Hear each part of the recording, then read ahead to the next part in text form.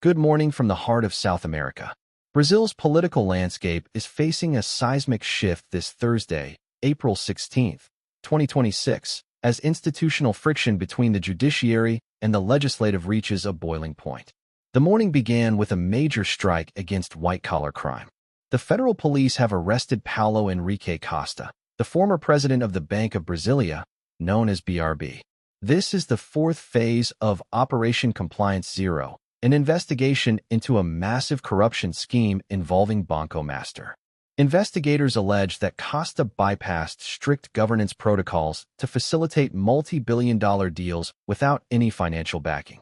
In return, he allegedly received luxury properties worth a staggering 146 million reais.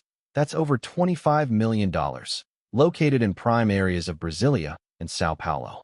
The scheme was reportedly managed by a technical operator, lawyer Daniel Lopes Monteiro, who was also detained for allegedly orchestrating a web of shell companies and fake contracts. Meanwhile, at the Supreme Federal Court, Minister Alexandre de Moraes has officially authorized a criminal inquiry against Senator Flavio Bolsonaro. The investigation centers on allegations of calumny against President Lula. The senator is accused of falsely linking the president to international drug trafficking, money laundering, and even electoral fraud in social media posts earlier this year. Flavio Bolsonaro, who is a frontrunner for the 2026 presidential race, calls the move a judicial maneuver designed to unbalance the upcoming elections. As these tensions flare at home, President Lula has just departed for his most critical diplomatic mission of the year, traveling to Spain, Germany, and Portugal with a delegation of 15 ministers. The administration is pushing for over 30 strategic agreements and the final implementation of the Mercosur trade deal.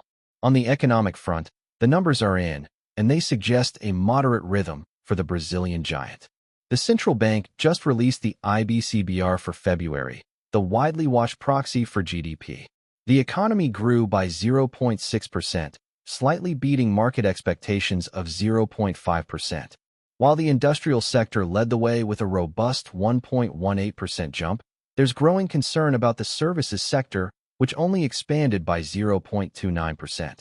Analysts warn that this slowdown in services, which represents the lion's share of Brazil's GDP, indicates that the rapid growth seen in early 2026 might be losing steam.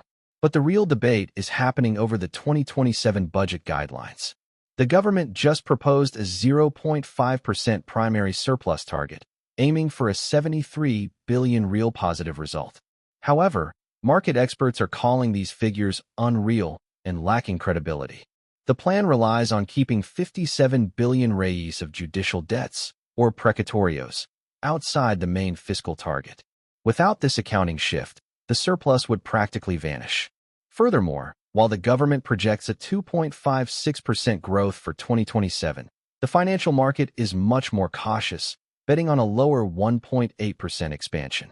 In the agricultural heartland, the news is a mix of record-breaking production and legal battles.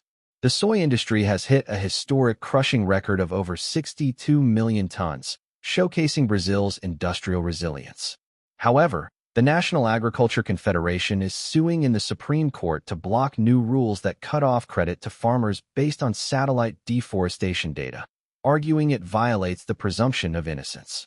With inflation projections rising for the fifth straight week to 4.71%, all eyes remain on the central bank's next move. Stay tuned as we monitor how these political and economic forces shape the future of Brazil. Don't forget to subscribe to the channel, and if you liked the video, give us a thumbs up. See you.